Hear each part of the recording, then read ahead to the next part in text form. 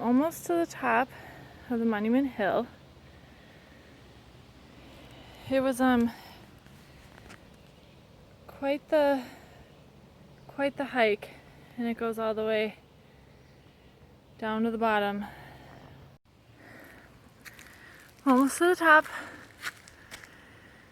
Came that whole way, but it'll be worth climbing this huge hill in the valley.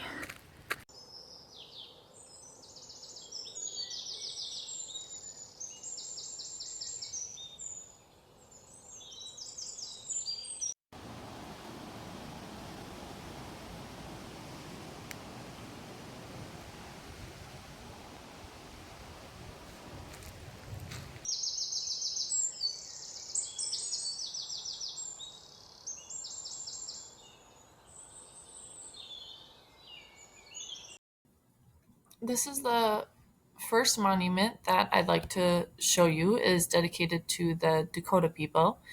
And on the 4 different sides of the monument are 4 different words: fidelity, patriotism,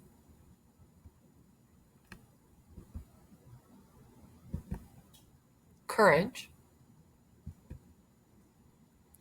and humanity. And under the humanity side, there is a statement about this monument. And it says it was erected in 1899 by the Minnesota Valley Historical Society to commemorate the brave, faithful, and humane conduct of the loyal Indians who saved the lives of white people and were true to their obligations. And it's kind of hard to read. Obligations throughout the Sioux War in Minnesota of 1862, and especially to honor the services of here named. On the other side then is 6 people's names. These are the 6 names that are mentioned and kind of explained their role on the sign for this monument.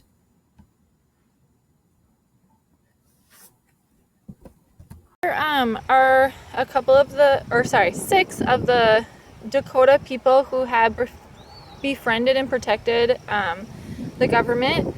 And I'm not going to try to pronounce their Dakota names, but the first person we have is Galloping Walks. And so he also served as one of General Henry Sibley's scouts during the years after the U.S.-Dakota conflict.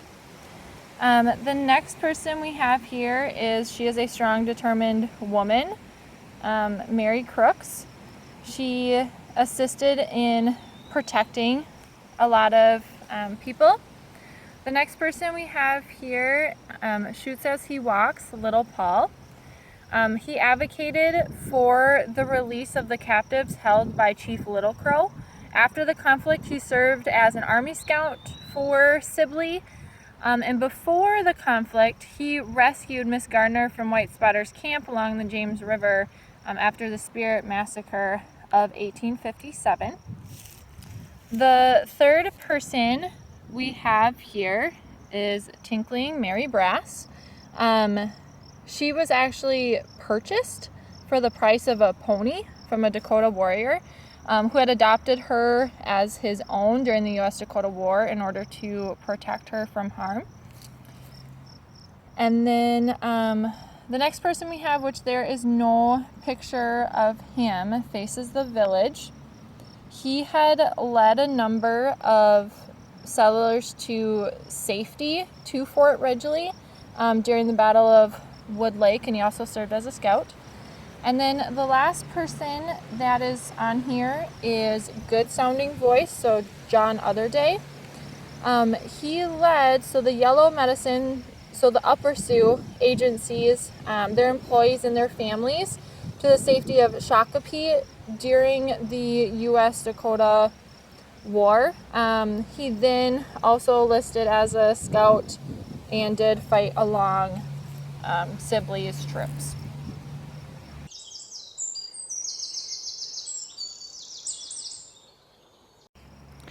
So the second monument here, you can see the notable differences between them. This one, the edges are smooth because it's a cylinder, I guess, top of the monument. This other monument here is more square rectangle pieces that made it.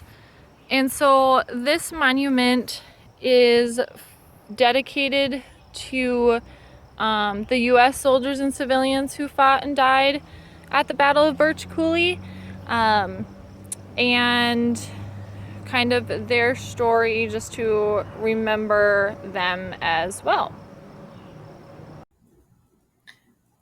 The sign by the white settlers and white soldiers monument talks about the Battle of Birch Coulee, so where it's at, what happened, who was involved, who are the leaders, etc. And so since we are going to go to the battlefield next, I'm not going to read through those details because we'll get some better ones when we're out at the battlefield.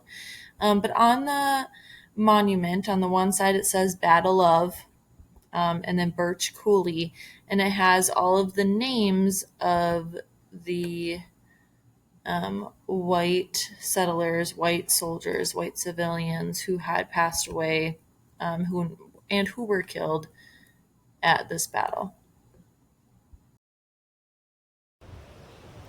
And with where I'm standing, so I moved over by the other monument. The Dakota monument is there behind me. You can see it there. And on this side, if you've been able to hear the cars, the highway is right behind me. We're right on the edge of the valley, and these two monuments are not anywhere near the battlefield actually. The battlefield is several miles that way, basically across these cornfields on the other side. It has been talked about to move these monuments to where the actual battlefield happened, but that hasn't been the case thus far. These monuments are made out of the Morton gneiss, like the Morton granite, that rock. They are extremely heavy. They are very, very tall, as you can kind of see. And originally when these monuments were put here, there wasn't a single tree. And so when the US Dakota War happened, there was no trees in the valley, and so the Dakota people who were on the redwood side of the valley could hear and see all the way across to the other side, the Morton side of the valley. So if you can see now, there are a ton of trees up here. These monuments were the only thing on this hill back in the day, where now from the highway, if you know where to look, you can see the top of the monuments sticking out from the trees, but otherwise they're kind of pretty hidden up here on top of the valley. All right, so now I'm just leave the monuments behind. There's just kind of a big circle road if it is open. And the actual battlefield is about 2 miles that way, which I do believe would be about northwest-ish. And so that is the next place that I will take you.